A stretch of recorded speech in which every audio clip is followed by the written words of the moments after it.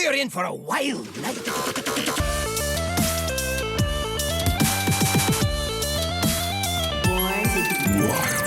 Welcome everybody to episode 112 of Born to be Wild, a Wild exclusive Hearthstone podcast where we have fun hanging out with friends, talking about the Wild format of Hearthstone and spotlighting members of the Wild community. I'm your host, as always, Nate Wolf. It's great to be back on a beautiful evening, spring, summer-ish, wonderful weather here in Portland, Oregon for a change, and just absolutely lovely. I am joined by my very good friend, Electric Sheep City. How are you doing tonight? Hi, it me and Meowdy from the surprisingly rainy Denver area. It's not usually like that. Yeah, buddy. Yeah, it hardly ever rains here, but it actually rained here just a little bit earlier. So we take those. We switched. Yeah, right though. Yeah, it's funny. Ever since I moved here from Southeast Texas, it's oh, we were in a drought, no longer, because I brought the rain with me, and it's still not nearly as hot and humid, so I'm all for it. Hey, we take those. Yeah, no, that's what it was. I moved to Oregon from California, and it was such a big change because while California is very nice, it's essentially just a big irrigated desert, and in Oregon here, it just rains all the time, and it's green all the time. There's trees, and they're gorgeous. It's a really nice kind of change of scenery. Yeah, there's pros and cons with everything, but anyhow, really excited to do a show. This is a highlight of our week, and a little bit off the cuff, tongue in cheek tonight. It's been a very busy work week for me, and there's pros and cons. Today was kind of a fun day. I didn't really accomplish much, but had a good time. Hydra list unfortunately is stuck at work, and speaking of work, right. He may be joining us later, maybe not. We'll play it by ear. But he's with us in spirit, and so it do be like that sometimes. And how? It is what it is. But we talked some Wild Hearthstone tonight, what we've been up to, and it is a very slow news week, and so that allows us to be a little bit more casual. But we appreciate everybody that's here hanging out with us live, and we will be casting a match after the show, and that is something that we are very much looking forward to. Very, very much. And we get to talk about some pretty exciting stuff if you're into some off-meta decks and off-meta gameplay. So if you're down for that, which I think everyone knows I am, stay tuned for just a little bit later in the show. However, for those of you joining us for the first time, welcome aboard. Let me briefly explain how this show works, if I can speak. We record this podcast live every Friday evening at twitch.tv/borntobewildhs. And the video version of this podcast is then posted to YouTube shortly thereafter. Audio versions are also distributed to all of the podcast apps. So, however you're watching, listening, or absorbing via osmosis this podcast today, thank you. Yes, you. You right there. We do appreciate everybody hanging out here. Like we were saying earlier, it's kind of the highlight of my week for sure, especially after, there's a lot of stress with work and a lot of prep and a lot of stuff going on. But it's always nice to be able to kind of relax and hang out with folks. And before we jump into the main content of the show, quick housekeeping. So wanted to say a big thank you to the patrons of our show, in particular Shokunin, who's the executive producer. Thank you for your support. It helps keep the lights on, and it's kind of funny. We were talking about this earlier. There are expenses behind the scenes, things with website hosting and artwork and stuff like that, and we really appreciate your support. It means the world to us. If anyone is interested in supporting the show, there's a couple ways that you can do it. We do a lot of this content gets posted to YouTube, so a quick subscribe if you're not subscribed. It helps people find us. Same thing with Smash the podcast. That subscribe button. Smash that subscribe button. Leave a comment. So funny. Same thing with the podcast though. If you leave a review or whatever, it helps people find us. If you're interested, we do have emotes that you can unlock here by following. They're free. This is pretty cool. And we've also got other emotes that you can unlock by subscribing. That is free if you have Amazon Prime. Speaking of Amazon Prime, I think the new rewards just came out like yesterday or the day before. Yeah, Free they're pretty legendary cool. and some battleground skins, Yeah. which I already bought. Rip. But if you haven't, I think it's the summertime battleground skins are unlockable with Amazon Prime right now. So very cool. So yeah, but we've got some emotes and you can unlock those. We do have some relatively new ones, which are cool. The pirate one in particular is one of my favorites. It's kind of hard to see when it's like really small, but I love the artwork for it.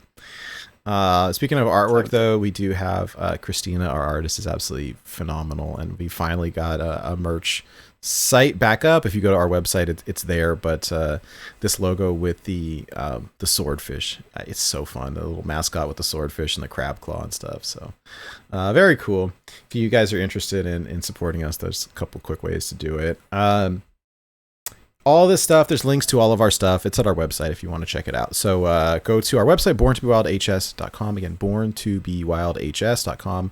Links to the merch, links to the Patreon, links to all the other stuff. And honestly, if you want to interact with us and hang out with us and stuff, there's links to our Discord as well. We share deck lists. We talk about real life. We talk about Hearthstone. We share deck lists. We share screenshots, pack openings, and the whole works. And so... yeah, check it out. A lot of what we talk about, a lot of what we focus on is based on community, and we do have a really thriving community there. So love it if you would join us. All right, that is it. That is the housekeeping. Let's talk about some listener series because we are now into the Playoffs. Yeah, Yeah. I always want to say finals, and that's not really the right word, but we're into the quarterfinals. So, our top 8 have 6 of them have already faced off, and we get to cast the match tonight with Frank versus Schmoopy Daddy to determine who will round out the top 4. wow. So, yeah, this week's challenge that Frank and Schmoopy Daddy will be facing off in is called Naga Sea Witches. We'll kick it over to Recorded Goliath for a bit of story time. Yes, here we go. Retaining their natural talent for magic from their days as highborn sorcerers, many Naga were masters of arcane magic. Additionally, Queen Ajara taught her fearsome sea witches to wield the powerful scepter Sharistan, which they used to spread the Naga's dominion and crush all that oppose them.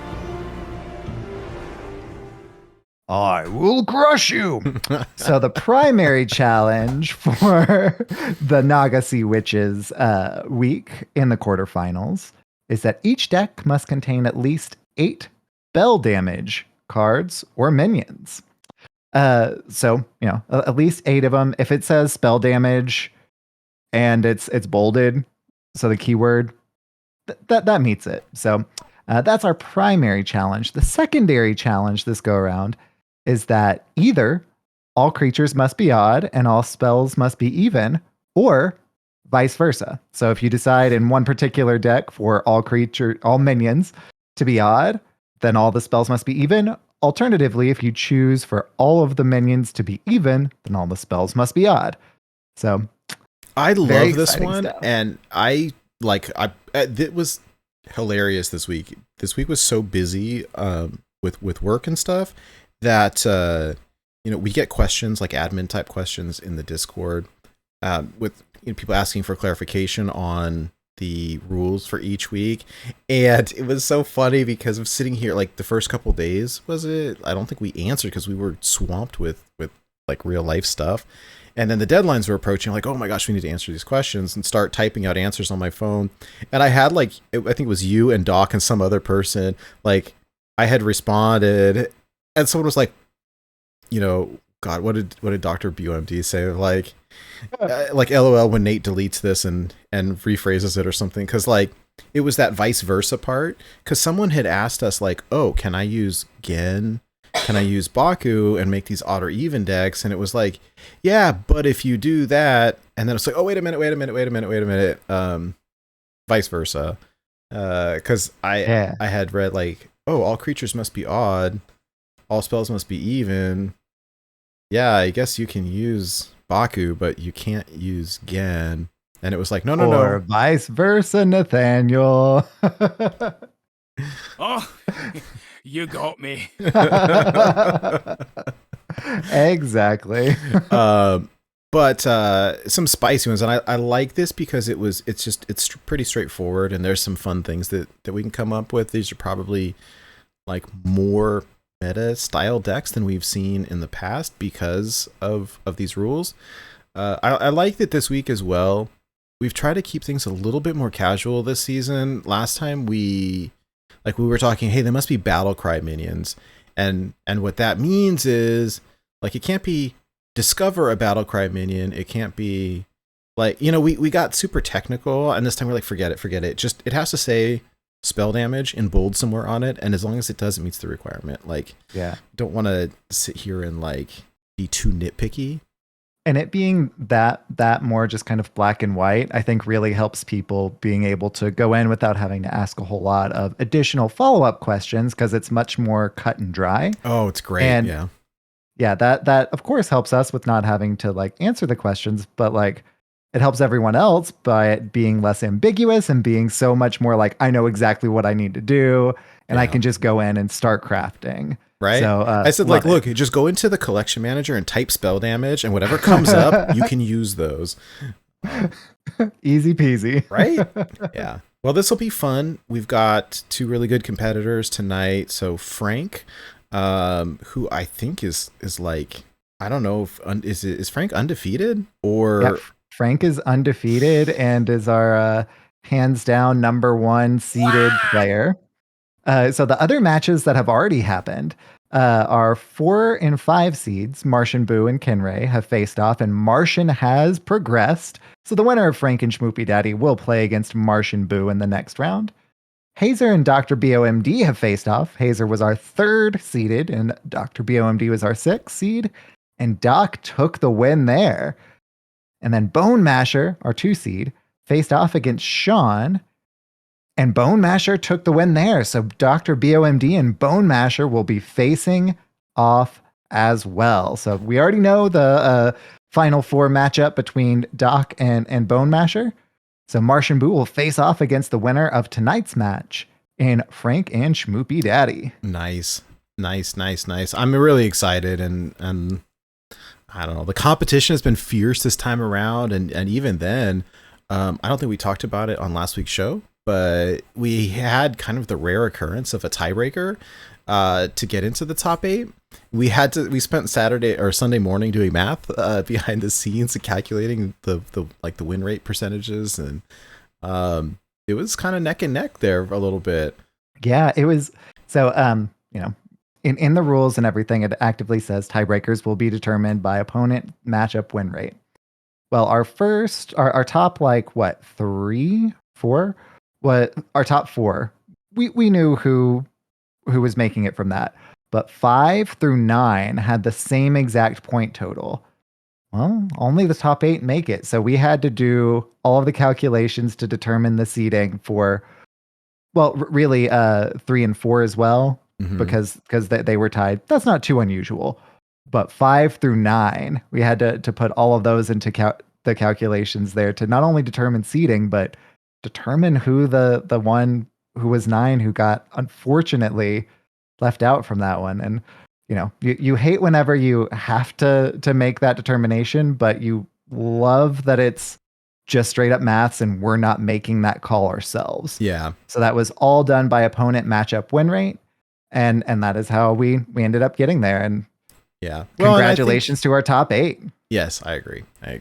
Well, I think we did it the right way, because it was also like, we set the rules out up front, explained how we would handle the situation of a tie way up front, and how it was calculated. And then not only that, but the actual math and the numbers and stuff were available for everybody to see. So there was there's nothing hidden there.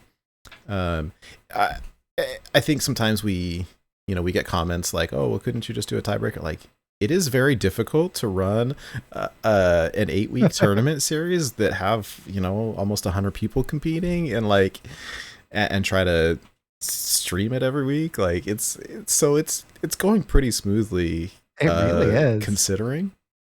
But I'm very excited. It's been an absolute blast this time around. We've done a few things differently, and it's been so much fun. So we're nearing the conclusion of it.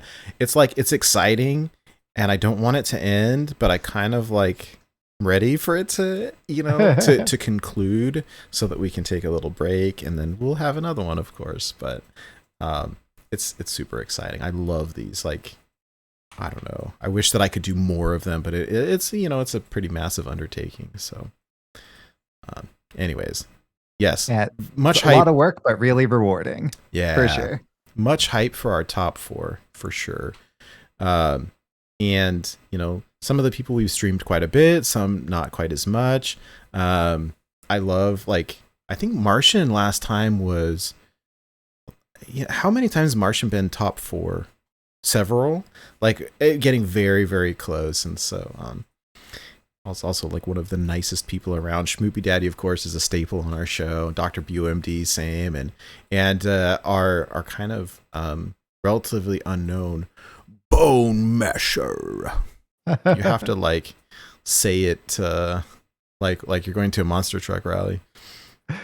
Yeah, so Bone Masher is really involved in the THL community. Oh, awesome. And ever since I've seen Bone Masher's name, I think of the Sam Raimi Spider-Man, the first one. Bonesaw is ready.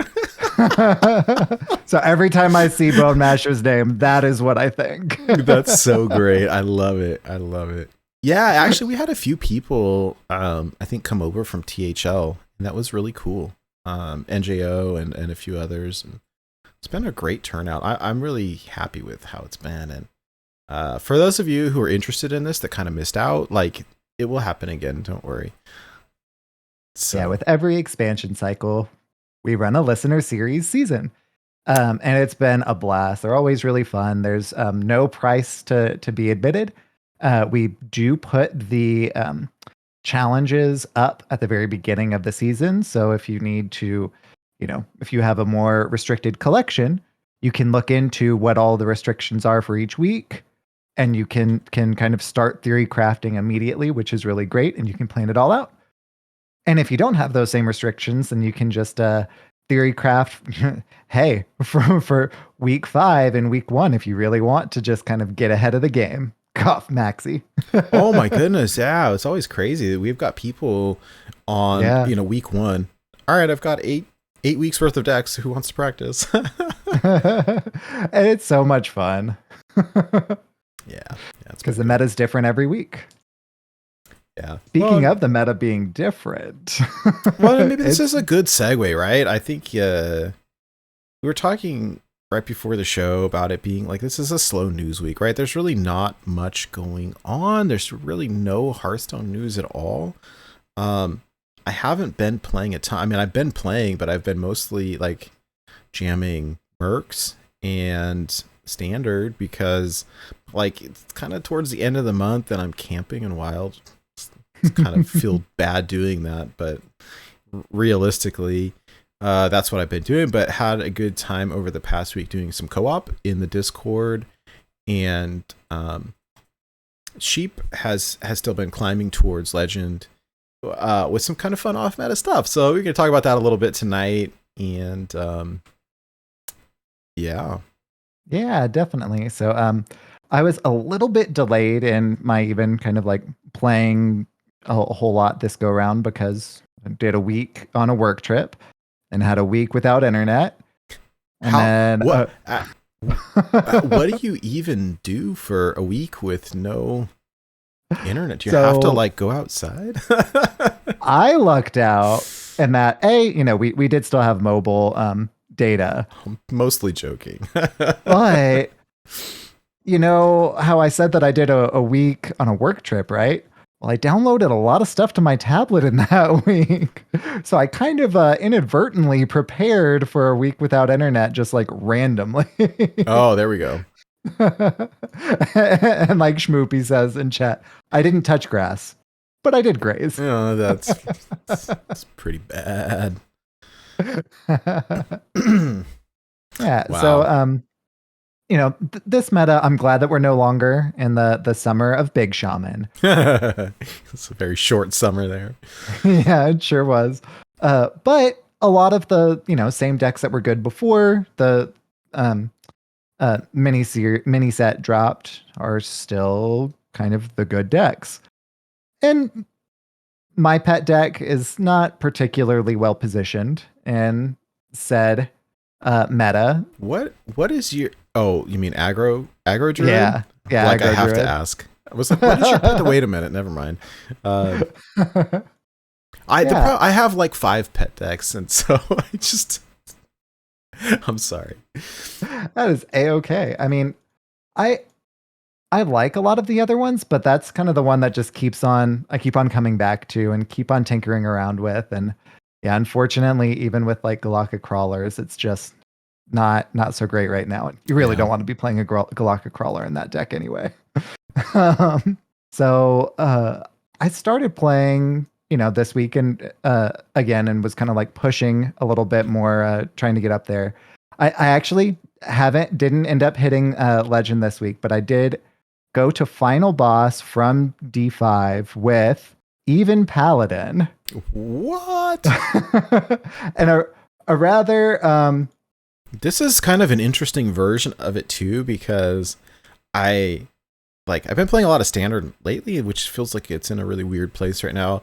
And I looked at this list and I was like, there's a lot of standard cards in here. How are they doing? Very interesting inclusions. And I think some of them are surprisingly good when you think about the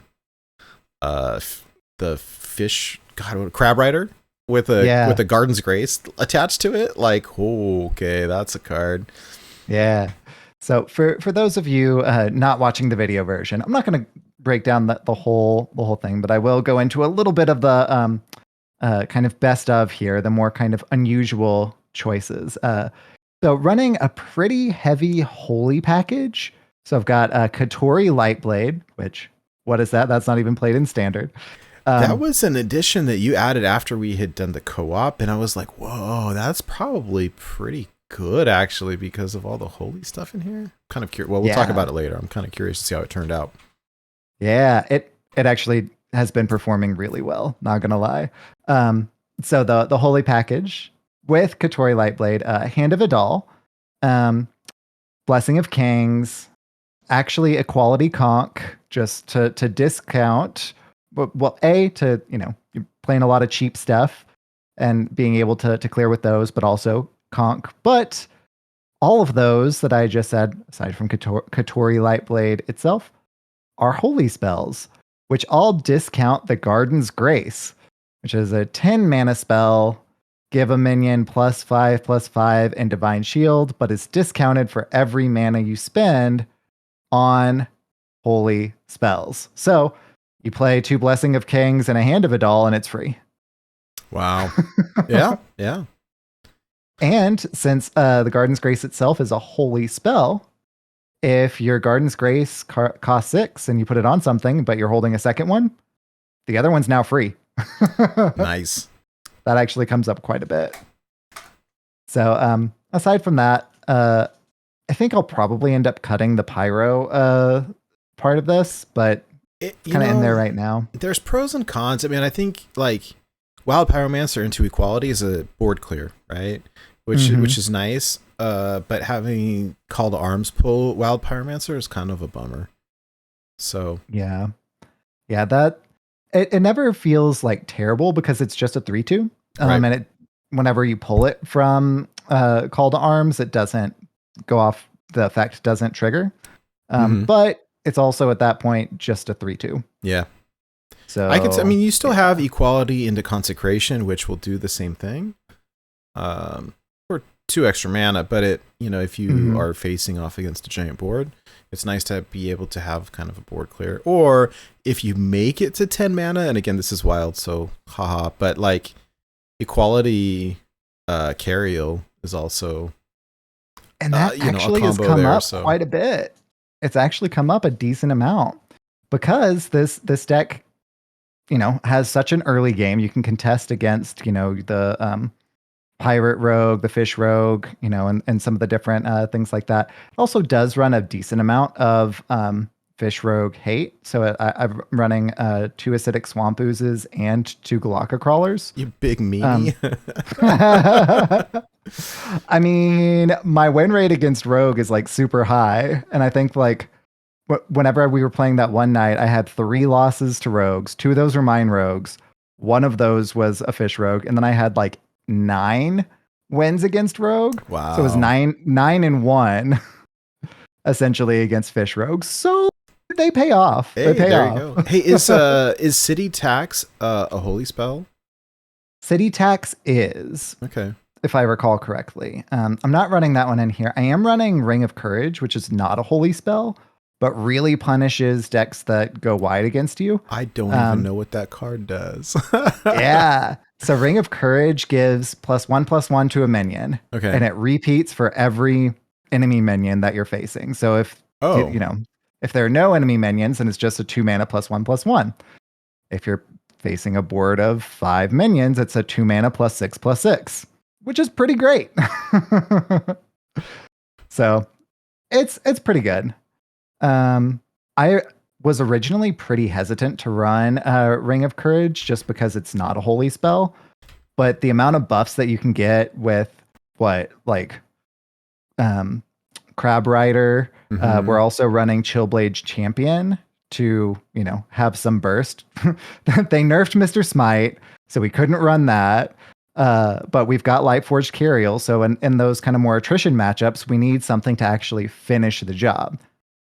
Chillblade Champion does it, and also in the kind of mid game, Chillblade Champion has lifesteal. So if you need to drop a 4 mana 3/2, perhaps more than that if you buff it up, you can still do that thing. So it's pretty good.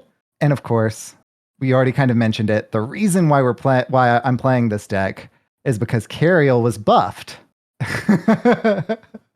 Cariel was actually nerfed, obviously, from 7 mana to 8 mana, which now means that we can run her in even Paladin. So that was really the crux of why I wanted to play the deck to begin with, right?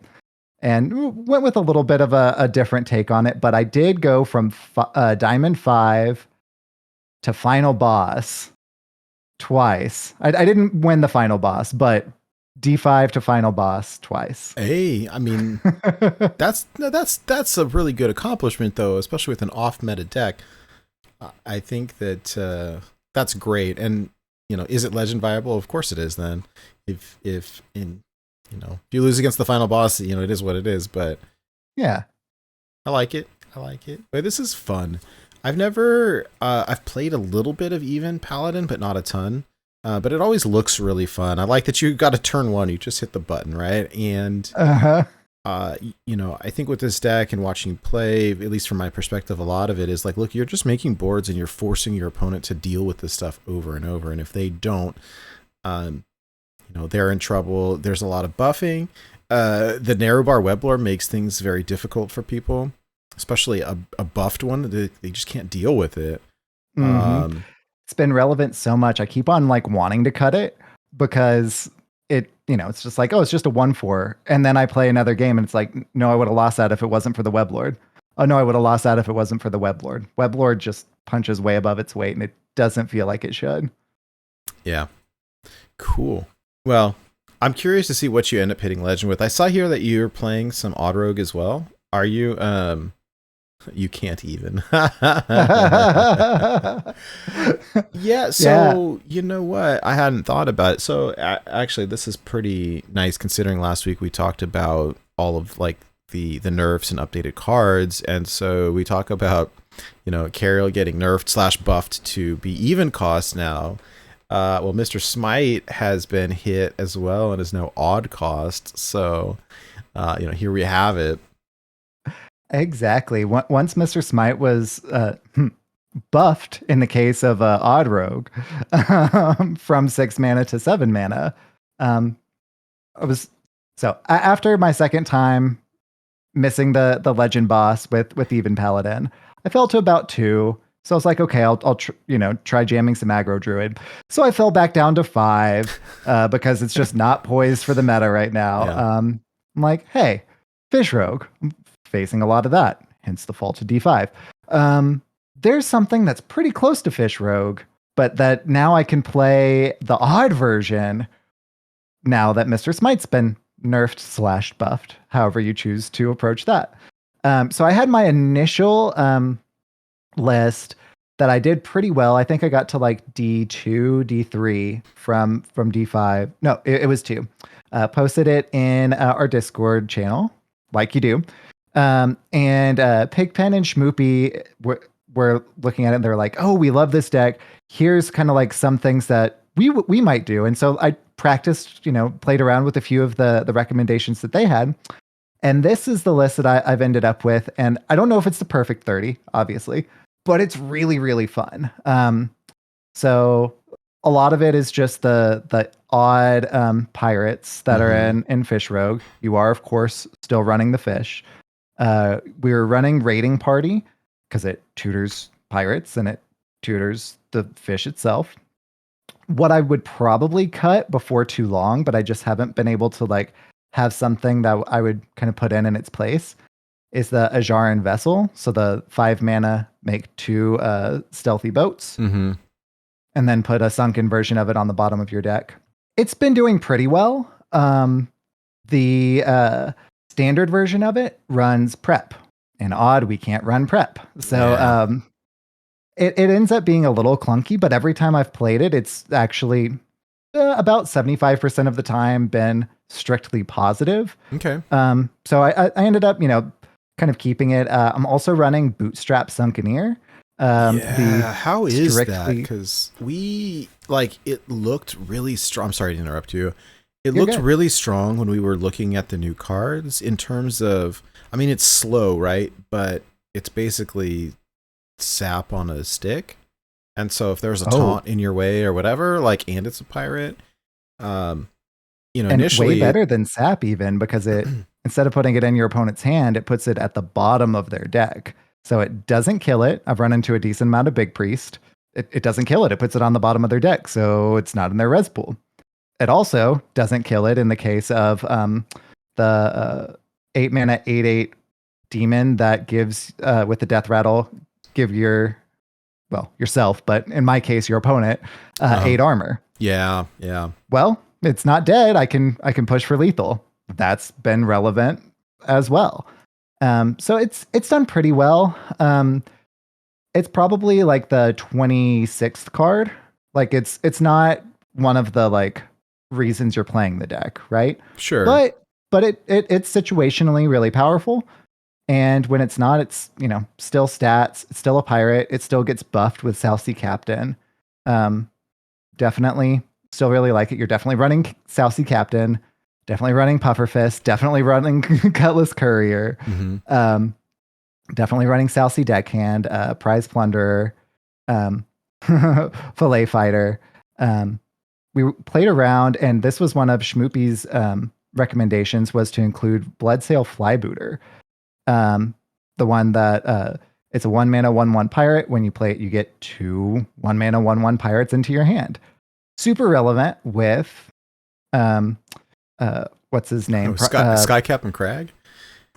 Sky Captain Crag, yes. Also, hey, look, lots of combo activators for the Bootstrap Sunkeneer we were just talking about. Oh, and Prize Plunderer for raiding Raiding Party, Prize Plunder, so many reasons. And it's been Bloodsail Flybooter has been low key, not MVP, but really, really strong. Nice. Okay. So this has been a lot of fun to play. And I also got up to D1 with this as well. Wow. Okay.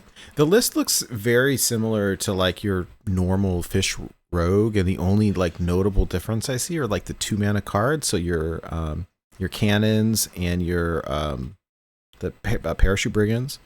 Yeah. Aside from Parachute that, Brigands are the ones that I'm missing the most, truthfully. Yeah. When I look at this, the only the card to me that seems questionable also is the Acheron Vessel. But what do you use instead? I don't really know. Yeah, and Acheron Vessel, kind of like I was saying, is the 29th and 30th card. Yeah. Makes sense. But it also, like I was saying before, has always felt a lot stronger than it feels like it has any right to, especially in our format. the stealth on those little dudes is way more relevant than I thought it would be. So I wish I could run prep, but alas, No, been no, pretty fun. no.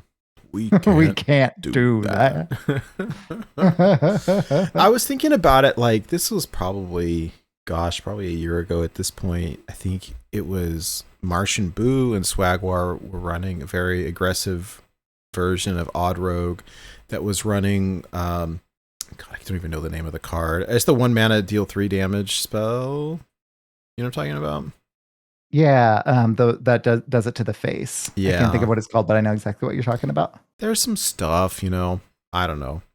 But I like it. It looks really fun. I love the pirate synergy, and this looks so similar to Fish Rogue. The cool thing, what feels bad in Fish Rogue is like if you don't draw the weapon, that's a bummer. Mm-hmm. I think with it, like you've got a good weapon every turn. So, and there's still a lot of there's like a lot of weapon synergy anyhow.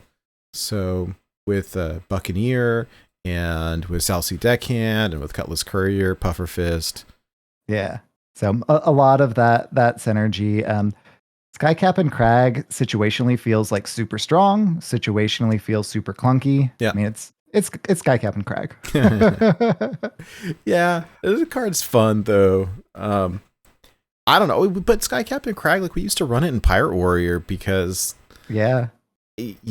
I mean, it still has charge, and half the time, like, you're not playing it for 7. I mean, I guess worst case scenario, even if you do, at least it's charge, but a lot of times it'd be discounted. And there's, there's synergy with some of the other cards. Anyhow. Exactly. It's been pretty consistent that I'm playing Skycap and Crag for 1 or 2 mana because we do just get to go wide so quick. Of course, we're running patches, the Bloodsail Flybooter that I was talking about earlier. Honestly, the Asher and Vessel being those 2 pirates, and then if you Vessel into Gone Fishin', that's then just gross. you make 4 pirates, and then all of a sudden, just with those, Skycap and Crag is 3, and since those have stealth, unless there's just a straight up AoE, oops. Yeah, so it's been a lot more powerful than I thought it was going to be. I thought it was going to be one of those that I threw together and then was like, well, it's worth a shot. But it's been helping me climb, so we take those. Hey, I like it. Well, and I think you have to be careful with this build of Odd Rogue. If you're going to run Swordfish, like you really have to be running a bunch of pirates. You can't start putting in like the Volperas and like the other stuff. If you lose the pirate synergy, your Swordfish is not going to work nearly as often, and I don't think we want that. It's much better to get the full buffed effect. Exactly. And I think in my about 100-ish games, I've only, whenever I've played the Swordfish, only not had a pirate there twice, I think. Wow. Okay, no, that's not bad. I mean, most of your deck is pirates, so... Exactly. Where that kind of gets into a little bit of a clunky situation is we are, with the Asher and Vessel, thinking those 5 mana cards, which, are cast when drawn, but they're not pirates themselves. The Vessel isn't a pirate. So it makes the possibility for the other 2, it's only 2 rather than 3. So that I think was the one time I'd sunk one of those, and then I had another Swordfish and raiding party in my bottom 3. Oh, no. So, well, it is what it is. I mean, I think that's one of the reasons why we cut Eviscerate from Fish Rogue. I mean, one of the reasons. I think a lot of it was just win rate in general, but hitting a non-pirate feels bad. Let me ask you, how has Gone Fishing felt in here? Like, the card seems strong to me. Drawing, Dredge is a really fun mechanic, but drawing cards is good. It seems like with all these half your deck is 1 mana, either spells or minions, and so it seems relatively easy to combo. Yeah, I think I've only not comboed it once. It's really, really, really easy to combo. Whenever I didn't combo with it, I was using it to combo something else. I see. Yeah, no, that makes sense. I mean, you got to do what you got to do. Exactly. So Dredge is good. Dredge and Draw is even better. It's only 1 mana, so it's easy to combo.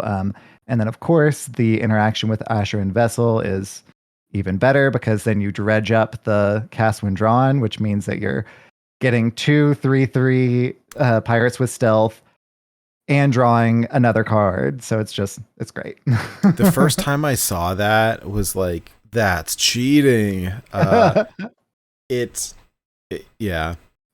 I so love a lot of fun. I love seeing off meta decks, especially perform well. And I think that that's a little bit easier to do later in the month. But very true. I like it. It's always fun to experiment. And, as long as you're trying something out, and the way that I approach it in general is like, I'm going to try. And if it doesn't do well, then okay, I learned that it doesn't work and I can try something else. But both of these, note that I didn't bring aggro druid, right? Both of these have been like, hey, I want to try it out and see if it works. And somehow it is. So yeah, that's been fun. It feels like meta adjacent to me anyhow. So yeah, I the like Odd Rogue it. in particular, very meta adjacent. Yeah, I love it. I don't know. The only other, so I heard that there's a new deck going around. They're calling it Copper Hunter. It's essentially like a Beast Hunter. I have not tried it. It looks difficult to me to pilot, and like there's a lot of math involved, and so it's intimidating. But maybe at the start of the month, trying some new things. Like I really kind of had the itch to play Reno Priest lately, which is kind of weird. But it's been ages since I've played that. Gosh, it's been at least a year probably. But yeah, so there's a question in chat. A lot of times we don't address questions in chat when we're recording podcasts, but it's feeling pretty casual tonight. We got plenty of time. So question of what is the best deck in Wild right now? And I think if we look at the tier list, it's probably like Fish Rogue, Pirate with Swordfish Rogue. And I think the other tier one is probably Freeze Shaman are right up there. The other ones that are really good right now are well situated because they didn't get hit by nerfs. It's the various Druid decks like Cthulhu Druid, and then some of the other Druid builds. So you can play like Kazakhstan or Linecracker has been pretty popular lately because of the Earth and Scales adjustment. Okay. Linecracker, or I know there's some people running Plate Breaker, which is hilarious to me. Or with Druid or any of the other kind of combo Druid-y things. So Togwaggle Druid is up there, and then I think the other one is probably Quest Mage, like your Open the Waygate Quest Mage. Yeah, which is harder to. I don't know. It's kind of struggle with it. It's there's like some random factor, but it's super gross. Like when it works, you just get infinite turns. Like it's so nasty to play against. I think those are probably the best situated right now. When in my experience anyhow, when you play early in the month, you're going up against a lot more of the people who are like try-harding metagame tier 1 type decks. And then like the later in the month you get to the folks who are like taking a more casual approach, and you can use some of the more off meta stuff. And again, this is like my perception. I don't know how true that is, but I don't know. In terms of like what are the best decks, I typically will rely on our friends over at Tempo Storm, honestly, to look at what is tier 1, what is tier 2. But I could tell you like the number of times that I've hit Legend with like a tier 3 deck, it has been quite a bit. And so I think that you can still have fun playing something that you like and make it. And that's kind of what I like about, we were earlier kind of not really lamenting, but, the meta's kind of back to what it was before the mini set, which is all in all, I think a good thing because of the Summer of Big Shaman mantle being just a little oppressive. I never got to play the new version of it. Like, oh, it was fun. I've hit Legend with it way back when, but not with this new version. And I don't know, I was just hard targeting it, but never got around to actually playing it. Yeah, I played like 2 games of it in the airport, and then I had to get on the plane, and then the next one that I was on, the next airport that I had like a 4-hour layover in. they had no Wi-Fi, and it was Kansas City, so there was like no mobile connection either. So it's like, well, Well, so I was going to play with a lot of it at that point because I could tell it was going to get nerfed somehow, and it was a good nerf. I liked that nerf. That was great. oh, I agree. But I didn't get to experiment with it as much as I planned on either. But I played against it a fair amount before that, and even my couple games playing with it. It was fun, not so fun to play against. I'm glad that it was nerfed appropriately and all of that good stuff. When you see a turn 1 like lightning bloom, coin, muckmorpher, it's like, oh, gross. Into, Yasiraj, into Neptulon or whatever. It's like, oh my god. Be right back and uninstall. And I mean, Blue Train did a great job of explaining how that kind of worked and how you could essentially tutor out your lightning bloom. So having that card be gone is probably a good thing. Completely agreed. Both for Shaman and Druid, I feel like we had kind of seen it in Druid a little bit more previously than now. And then, of course, Shaman, like it just early big decks, early OTKs. It was appropriate to do that to give us more space to, kind of thrive in our format in particular. Obviously, because it's not in standard. Yeah. Oh, by the way, totally like off the rails unscripted, but did you see there was one little bit of Hearthstone news this week? Ixar is now the game director. Yeah. Right? Like, that's cool. I said there was jokes going around like the chain of Bens has been broken.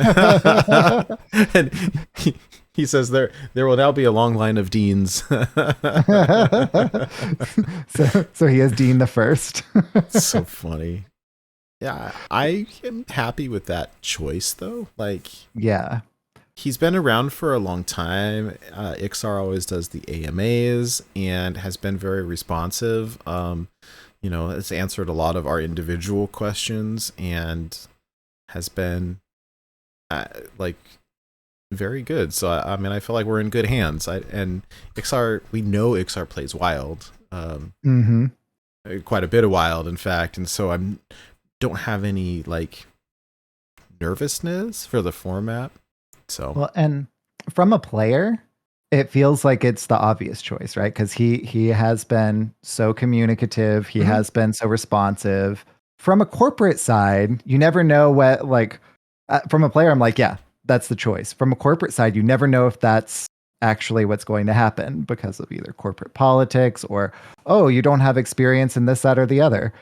So I'm really relieved that Ixar is the one who is taking that mantle because, like you said, A, we know he plays wild.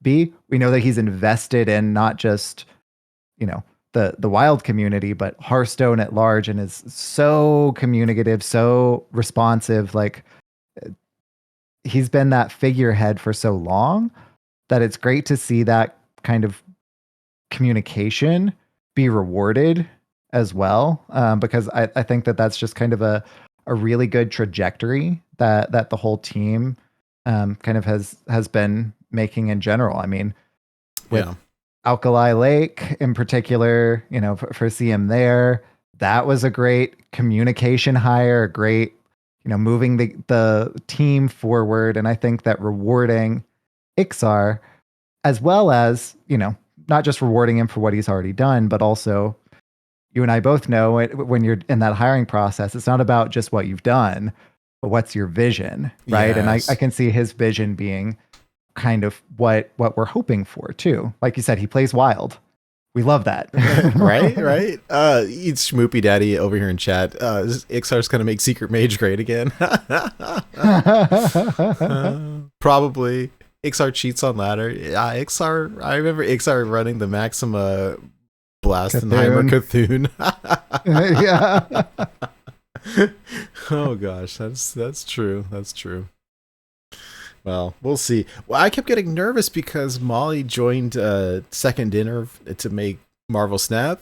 It's like, Ixar, don't leave, please. So I'm glad that he's staying with Hearthstone, at least for the time being. Definitely. Yeah. Marvel Snap's been fun too. I haven't played very much, unfortunately, because it's not like I don't have an Android device. So if I'm gonna play it, like I have to play it on the computer, which I just haven't been that motivated to be on the computer lately. Yeah. I've wanted to be like I've played a lot on mobile. I love Hydra. We were talking to Hydra in our like little group chat thing earlier, and he had posted something on Twitter yesterday. It was kind of funny, but the beauty of Hearthstone, you're playing on desktop, and it crashes that you can jump on your phone and pick the game right back up where you left off. And just the collection, like transitioning between multiple devices. I could not tell you the number of times that like I sit at the computer and there's lights here and it gets hot and I have to wear these headphones, and like after a while you don't want to do that anymore. And it's really, but like maybe I still want to keep playing.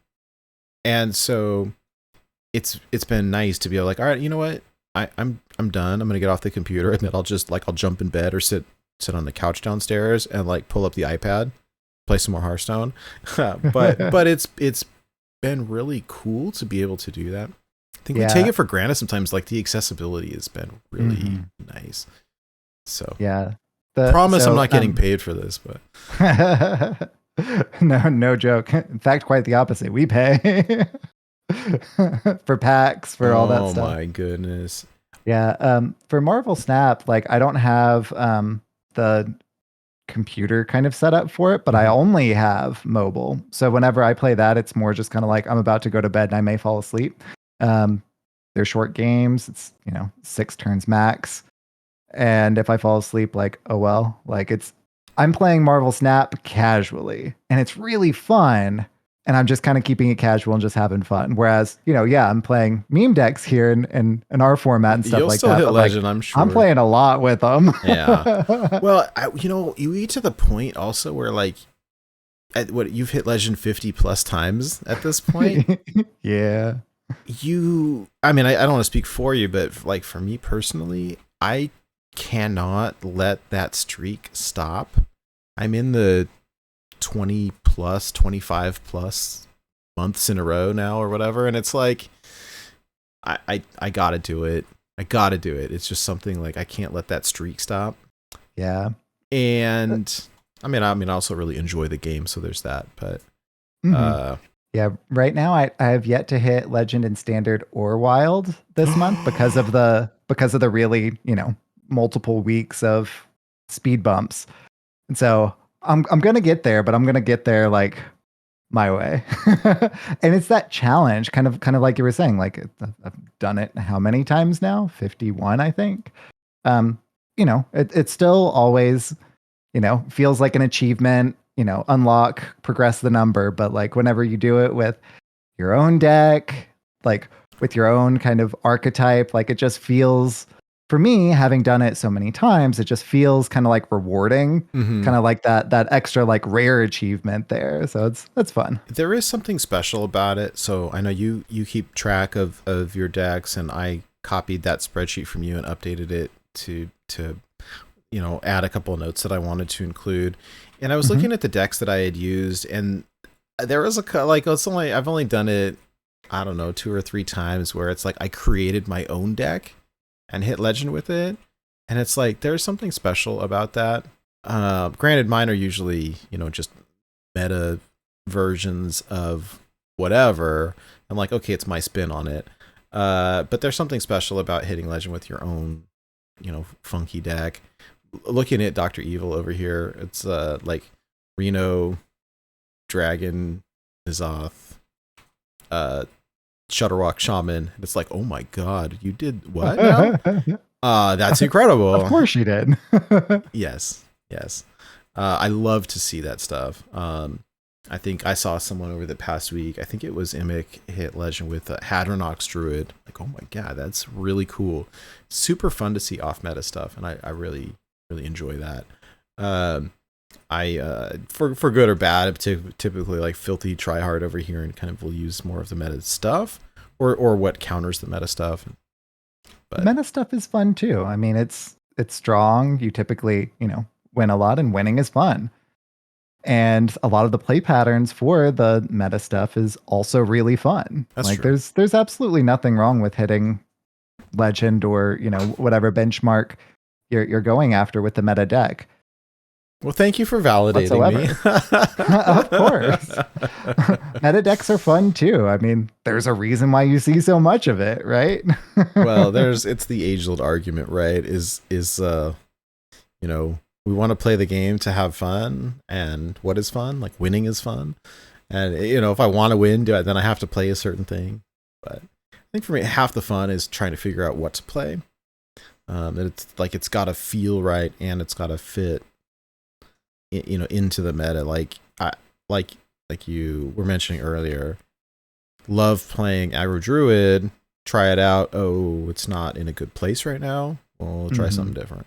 So if you want to win games, then just play Katori Lightblade even Paladin. I mean, obviously. Schmoopy Daddy over here, double counterspell Reno secret mage.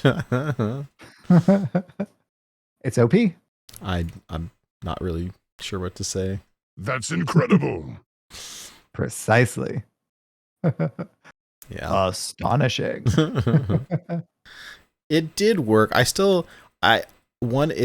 It's pretty funny at the time, or maybe even still, one of if not like the most so one of our highest viewed YouTube videos was, so we had just finished talking, we had this big conversation with Jack about YouTube content and about catchy titles for show names or thumbnails and clickbait type things.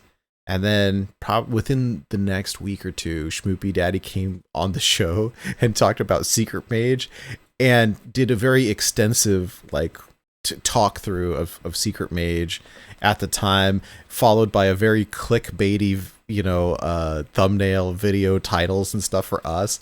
A bazillion people watched it, and then Secret Mage was everywhere, and so blame it all on you. I think we were all miserable for a couple of months there, with the exception of Schmoopy Daddy.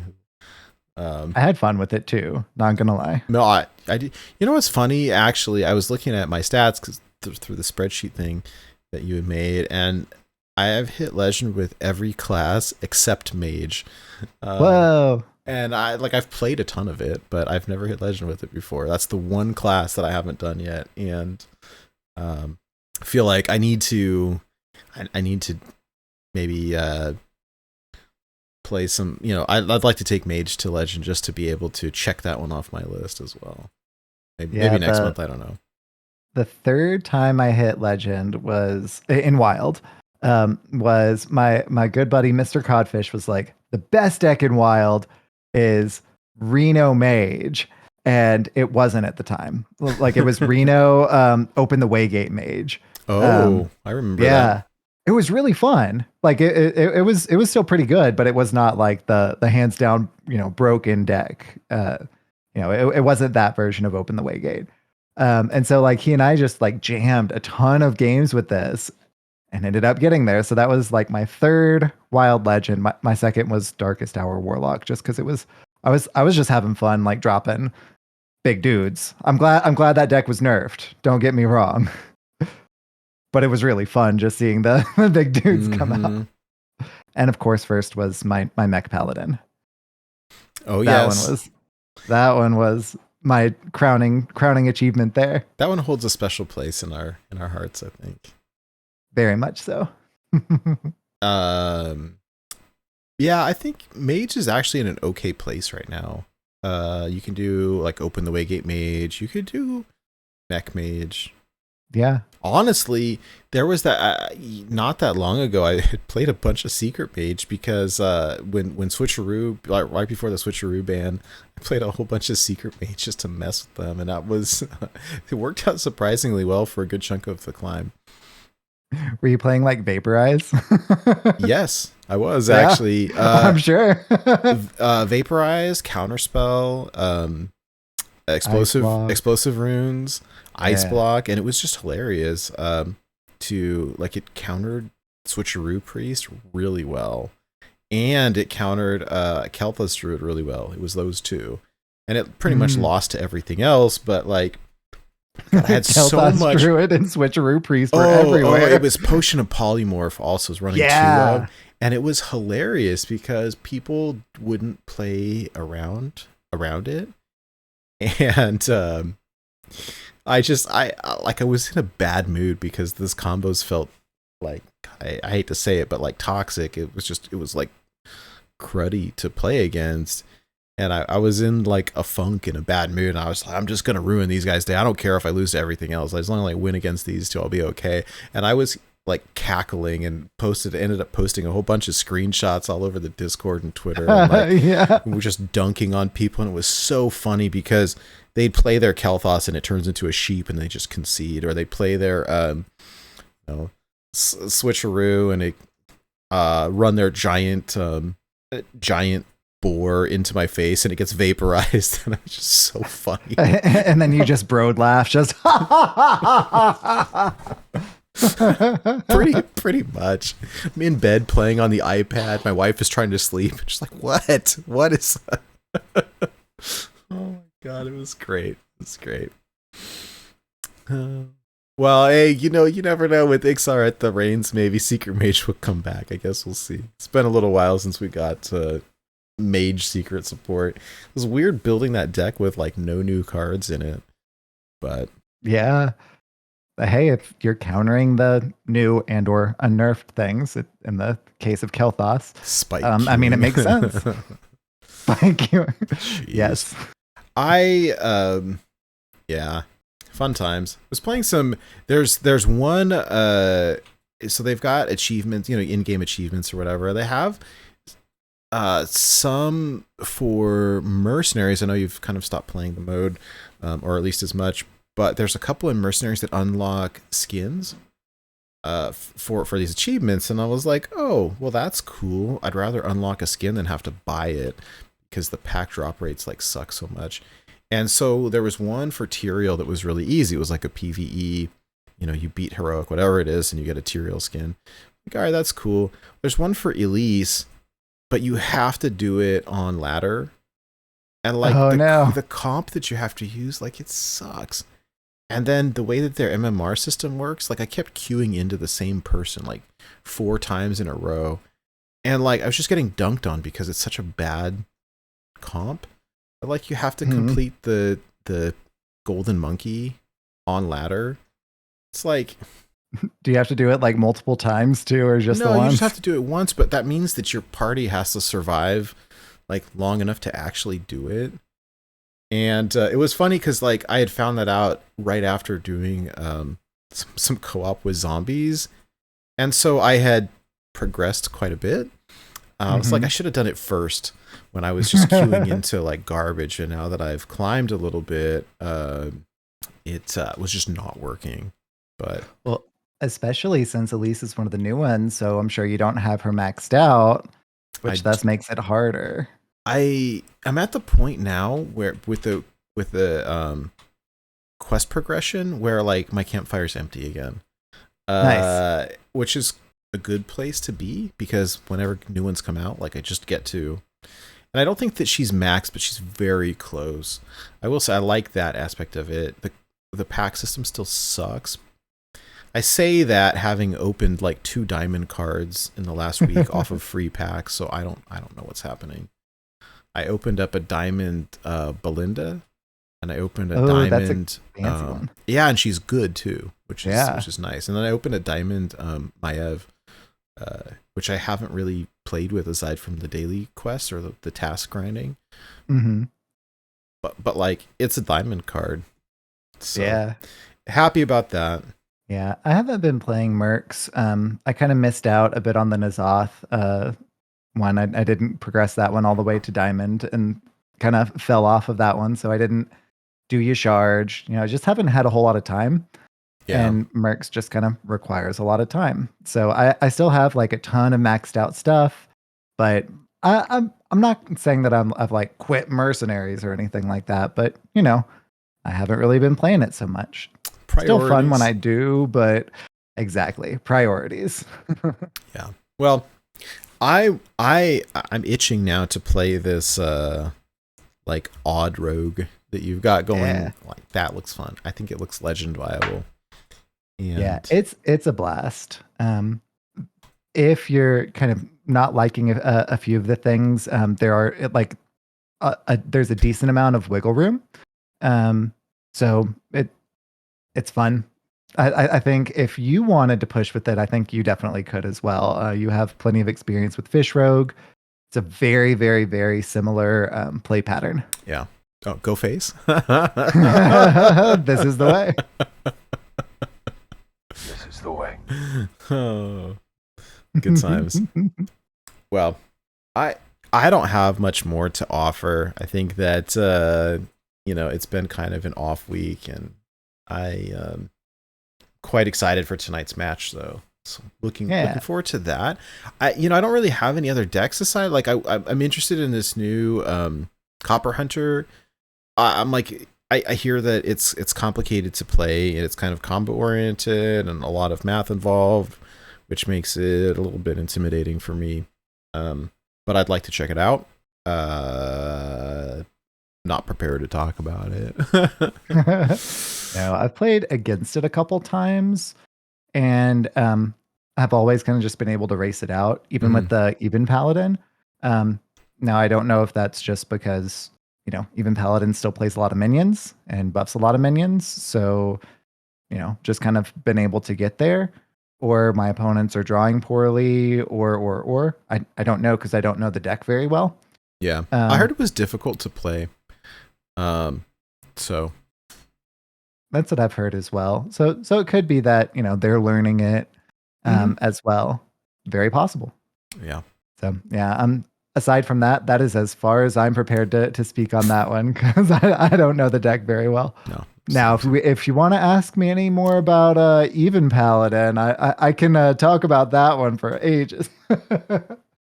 Yeah, I'm excited to honestly, like I would love to do more co-op type stuff. It's super fun, and I'm still amazed kind of that Hearthstone is this much fun still after this many years. So big same.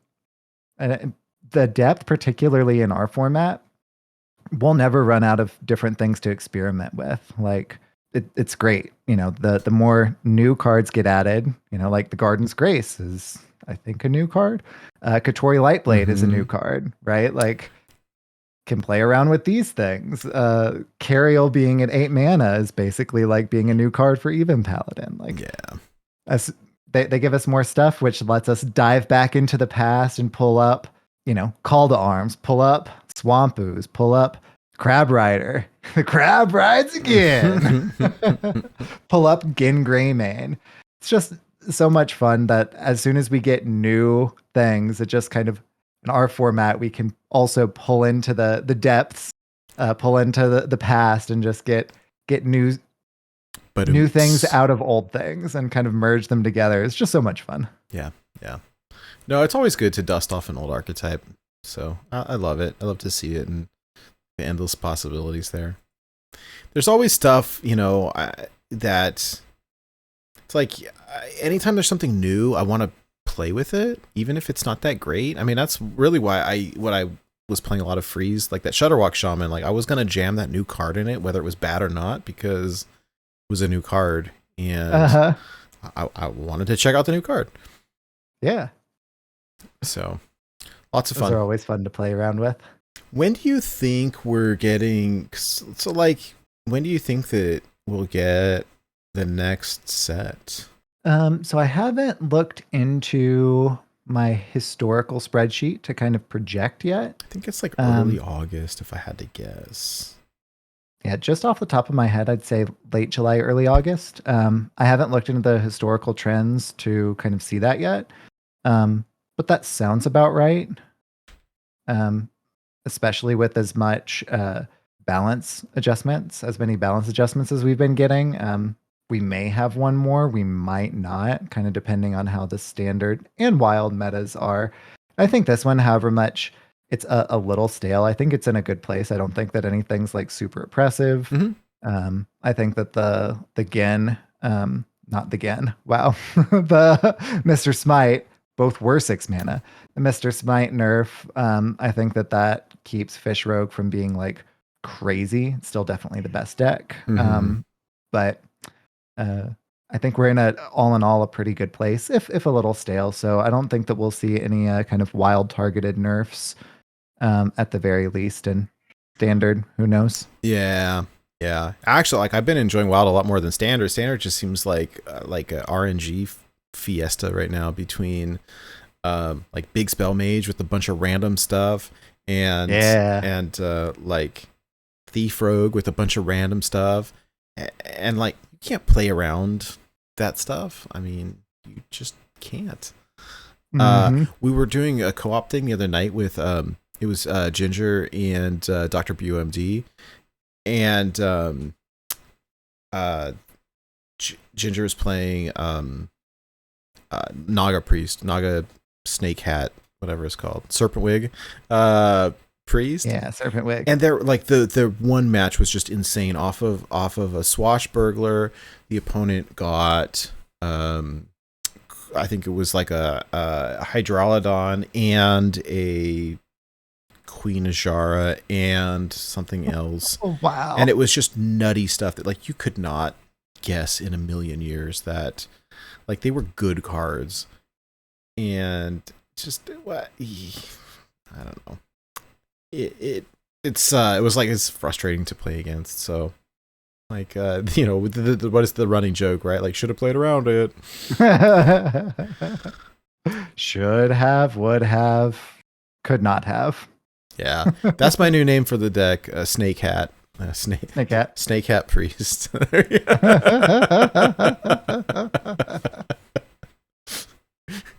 I'm old, okay? Like, I'm doing good to show up here. So, oh dear. Yeah, buddy. Well, one thing that is always fresh is our weekly listener challenge. That's right. So, this past week, this last week's challenge was the most damage in a single turn with Hydralodon. So that did, of course, include the appendages, because, I mean, otherwise it's going to be like 5 intervals of 5. Like the appendages totally count. So the replay in Hearthstone Deck Tracker, Firestone, or a video replay, which is what we got this go around. Oh gosh! Wait, and it's on YouTube. Yeah. All right, let me then pull it up here, because why not? Yeah. So you will get to watch. Yeah. All right. Give me just one moment here. One moment, Zippy.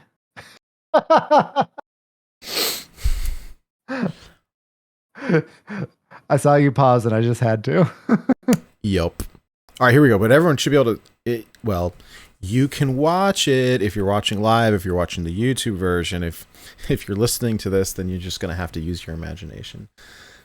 All right, here we go. It's 2 minutes. It's 2 minutes long, but the starting hand here has been heavily discounted. Yeah, Emperor. There's an Emperor Thorison and the card from Rastakon's Rumble that says your end of turn effects trigger twice. Drakari Enchanter? I believe that's right. And so this is a whole handful of 0 cost cards.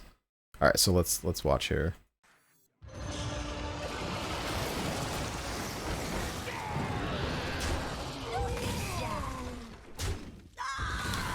Actually, you know what? Sorry, hold on. I'm gonna make this big because let's let everyone see it a little bit better. Why not? Yeah, this is the way. This is the way. There we go. It's just full screen now. Cool. All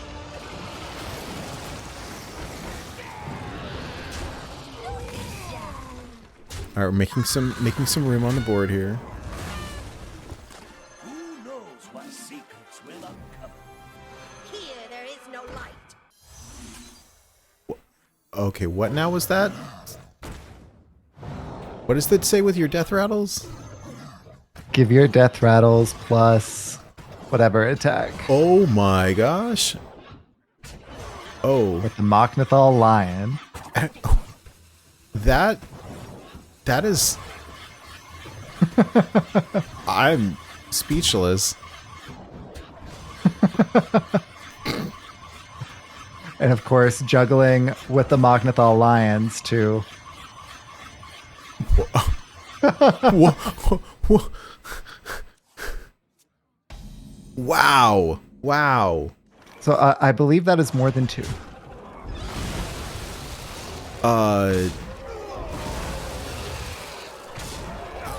Yeah. Okay, wait, at its height here, I'm rewinding a tiny bit. There's a Hydralodon that has 67 attack with an appendage that has 65 attack. That can go face. Like, wow. In the subsequent turn, not the turn it was played. Okay, wait. And That's incredible. Wow. That's incredible. Oh, yeah. It says infinite damage bonus clip here. There is a Tundra Rhino that would let it go phase. Look at me. Okay.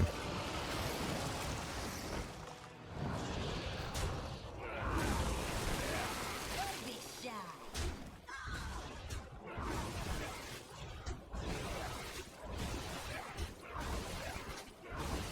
Oh, wow. That's an infinite loop right there. Really? Yep. What?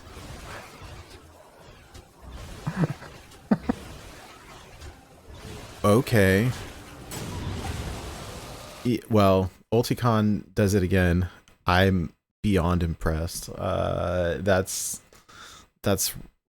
ridiculous.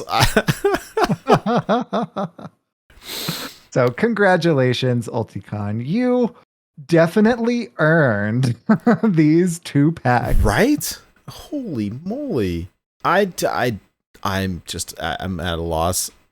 This is like Ulticon is the new, like, it was Mikkel and Kenray, and Ulticon is just like He's come for the throne. brain meltingly talented at this game. So yeah, his opponents must have been like, what now? Or in the Twitch vernacular, keck wait. Wow. Well, congratulations, Ulticon. I think 135 damage with the Hydralodon in one turn. That's well done. Yes. So of course, Ulticon, you win 2 packs on us, and more importantly, you are now immortalized once again on the Born to Be Wild website in our Hall of Fame. So congratulations. Yeah, absolutely. All right. Well, I think I would like to do another custom card challenge this week. Just to give other people a chance. Because oh my goodness, I love when we used to do these and we were talking about, like, hey, what is the largest Kingsbane that you can get? And this is before Ulticon was participating in the challenges. You know, I'd love to see it now because it would be like 12,000. You know, like there would be like the numbers that Ulticon comes up with are like, they're absurd. Like it's higher than, because in my mind, I think, you know, we think about these challenges and it's like, oh yeah, somebody will get 20, somebody will get 30. And then we come back with 135. Like, what? We did that priest challenge. How much healing can you get in one turn? I was like, oh yeah, 40, 80, 3,000. Like, I was not expecting what? And nailed the 586. I on the dot. do, like, Ulticon, you need to go work for Hearthstone. Yeah. Or like make YouTube content. Ulticon is Trollden Jr. Yeah. Uh-huh. Very happy to have you as you know, participating in these challenges. You have provided us with like an endless source of entertainment and art, like just jaw drop every week. So Including an endless amount of Hydralodon damage in that final clip there. yeah. That infinite loop. Oh my gosh.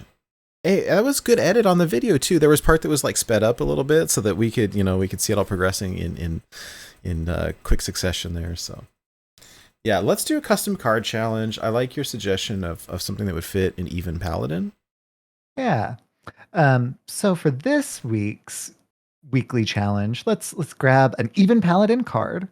So it's a custom card challenge. For this one in particular, even Paladin, so can be Paladin, can be neutral. Rarity, anything. It can be legendary, or you can run multiples in it. What I kind of personally would like to see is something that has holy synergy. So something that kind of like a Katori Lightblade has that kind of holy synergy, is a really fun inclusion in that deck. Mm-hmm. Something kind of along those lines. So even Paladin card, something holy, maybe cheese centric, something like that. So to participate, jump on to hearthcards.net, make a custom card, and upload it to our weekly challenges channel on the Discord. The winner will be announced on next week's show, just like UltiCon was tonight, and will receive 2 Hearthstone packs on us and be immortalized in the Hall of Fame on the Born to Be Wild website. I can't wait to see the most illuminescent, holy, even Paladin card that you can come up with. So excitement abounds. Yes. Hearthcards.net. Yep. All right. Hey, well, that's about it for this week's show. Thank you for letting us go off the rails a little bit. It's nice to do something casual, especially in a week that was very light on news. Again, big congrats to Ixar on the new game director role. It's very cool. And big congrats to us on making it to semifinals of the listener series and Quarterfinals. whatever it is.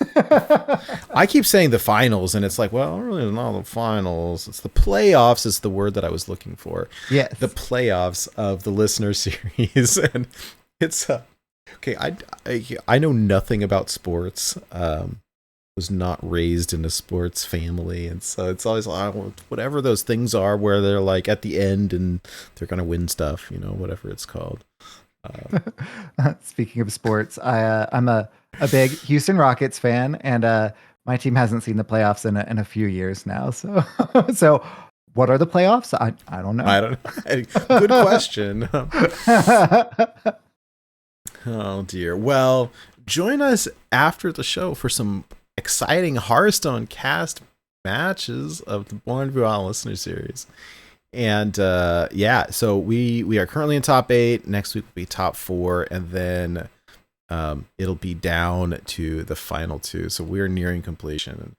Very, very excited to be here. Hey, thank you again, everybody, for joining us, and we will see you next week on another episode of Born to be wild. Job's done.